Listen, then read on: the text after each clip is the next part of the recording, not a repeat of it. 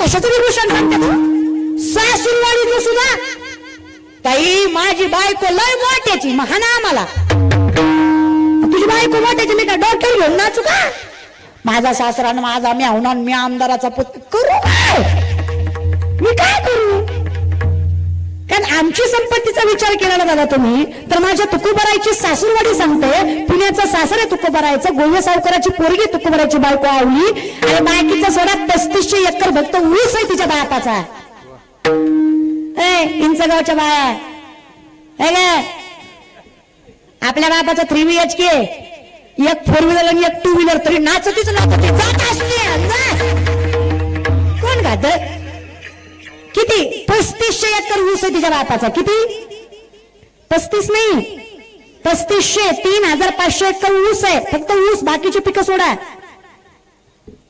अरे का आपला 1.25 एकरच आहे.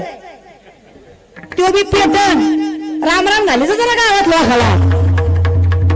1425 माणसं बापाच्या हाताखाली कामाला आहेत. किती? 1425. तरी नवऱ्याच्या घरी मिठासोबत भाकरी खाती 4 ठिगळाची साडी नेसती तक्रार करत. नाही तर तुमची 3 टाइम खाती तरी माहेरी गेल्यावर म्हणती काय बाय जानवर भेट मी आई म्हणून 3 टाइम खाऊन. देवानं दिल्यावर तरी बुमलून येणं देव ठेवत नाही. बरं माझं टोकोबराचं धोतर फाटलं महाराज. आवडीने 3 गाठी मारल्या खालनं 2 पळसाची पानं लावली जिंकून माझ्या नवऱ्याचं धोतर फाटलंय हे जगाला दिसू नये आणि लोकांनी माझ्या नवऱ्यावर हसू नये. नात्यांची लाज आणि घरच्यांचा आद जेवढं त्याच्या बाहेर जाऊ देत नाही ना. लक्ष्मी तिला म्हणावं देव तिचं दाम दुप्पट केल्याशिवाय सोडत नाही हा विश्वास नाहीतर तुमची पावल्यात मुदाम करते. महाराज आल्यावर म्हणती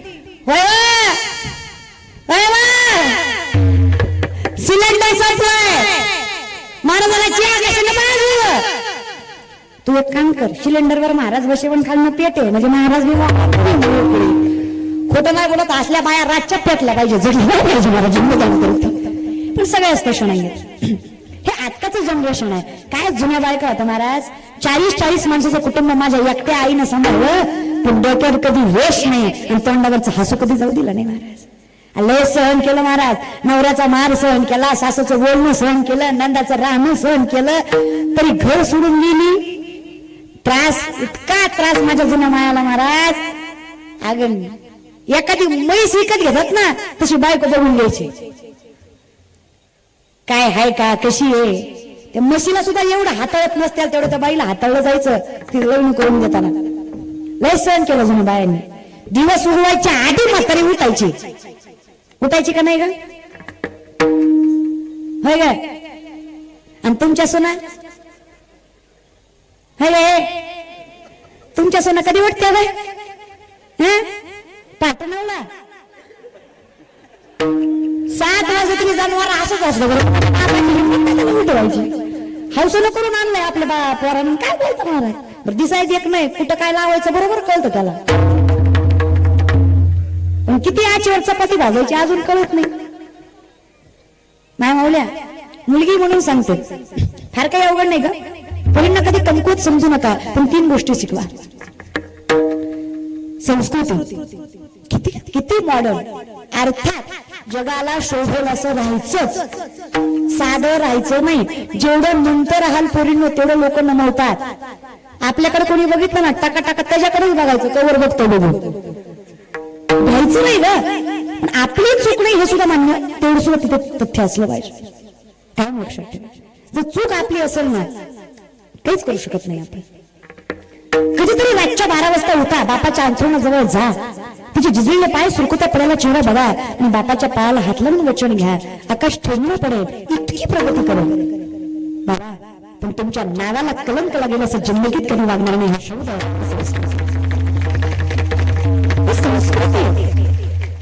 प्रेम करा करू नका काही लॉजिक नाही बघा. मी तर सांगणारच नाही कारण मी सांगून तुम्ही ऐकणारच नाही. तुम्ही इथं बसून तिला मेसेज करणार थोडं थांब कीर्तनात आवाज नाही कीर्तन झालं की फोन करतो. मग तुम्हाला सांगण्यात लॉजिकच नाहीये ना. का आणि कशासाठी का तोंडाच्या वाफा घालवायच्या. पण असं नाहीये की प्रेम वाईट आहे. कारण माझ्या भागवतामध्ये प्रेमाचं एवढं गोड वर्णन केलं महाराज. प्रेम त्याला म्हणावं जे निस्वार्थी, निकलंकित, निरपेक्षित. मीराबाईंना विचारा प्रेम काय असतं. माहित होतं देव माझा नाहीये, मला भेटणार नाहीये कधीच, तरी सुद्धा प्रेम आयुष्यभर न भगवंताकडे बघता प्रेम केलं. ती मीराबाई भगवंताला म्हणते देवा अरे तू कसा आहेस, कोण आहेस, तू एकदा भेट. आयुष्यभर फक्त हातून येतात तळमळ. मीराबाईंचं वर्णन आहे महाराज. श्याम सागरी मेरी श्याम सागरी चरण होता बंजारा तुझे मिल जाए सजती मुझे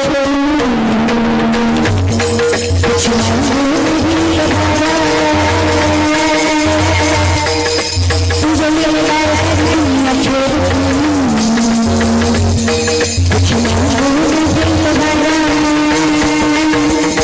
श्याम सागरी मेरी श्याम सागरी श्याम सागरी मेरी श्याम सागरी चंदन होता बंजारा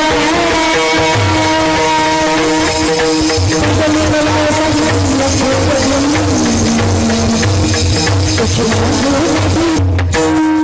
आणि ज्या गवळीने कृष्णाला बघितलं ती गवळ भगवंताला म्हणते देवा काली काली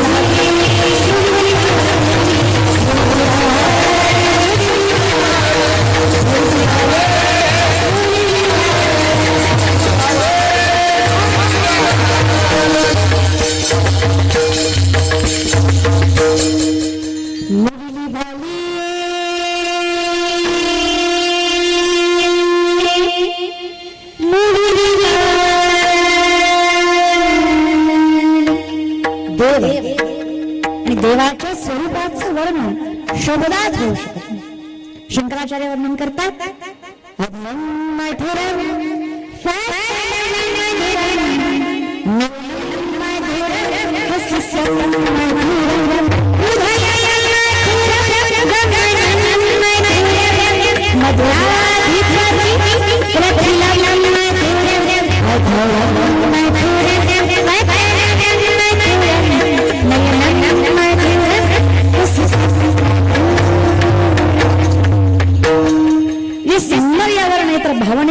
केलं जातं त्याला प्रेम म्हणाल.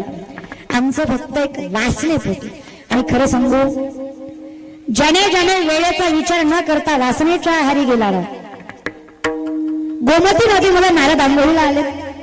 सूर्याची कवळी किरण, सूर्योदय झालाय, सूर्याची कवळी किरण पडली आहेत. आता सूर्योदय बघायचा वगैरे जरा अवघडच आहे. पहिले दिवस काय होते महाराज, दिवस उगवायच्या आधी एक माणूस दारात यायचा आणि तुम्ही आम्हाला उठवून सांगायचा,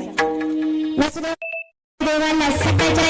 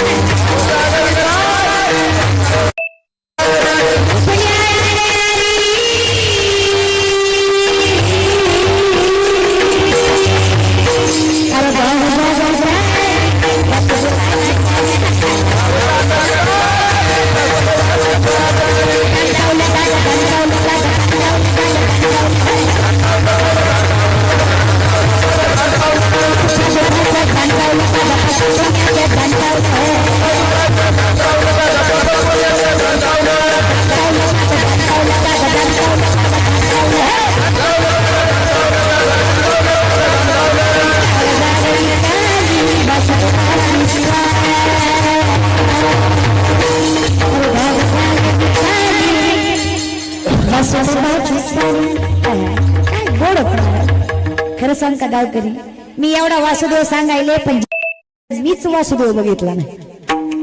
आमच्या जमान्यात वासुदेव नव्हताच. काय बघा ना, आपल्या जमान्यात होता.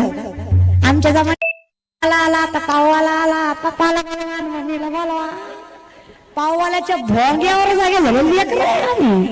तुम्ही आमच्याकडनं परभरताची अपेक्षा करता. रुजवा इमानदारीने सांगा, माय बावल्या लेकरू रडायला लागले. सध्याची स्थिती आहे, लेकरू रडताय, तुम्ही त्याच्या हातात हरिपाठ देता. गावच्या बाया हरिपाठ देता का?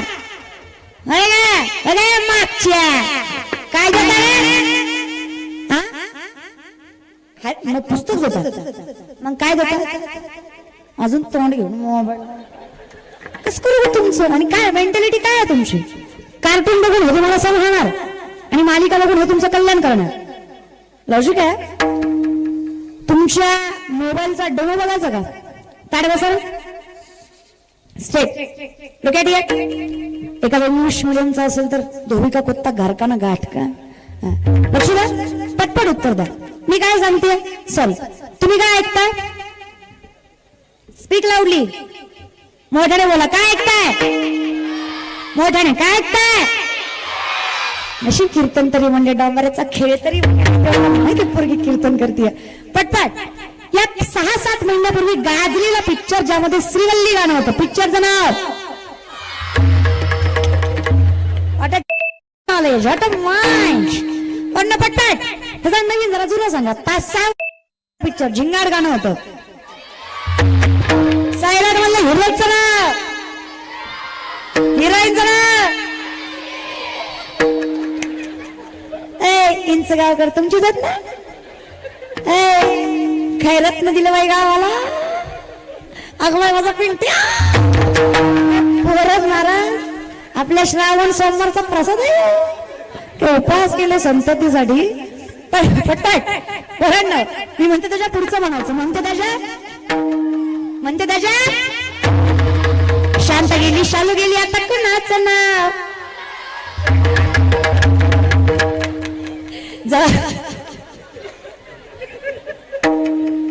जरा बत्तीस तू माझ्याकडे काय पाठवून माझ्या मामाची ही पोरगी साडीवर.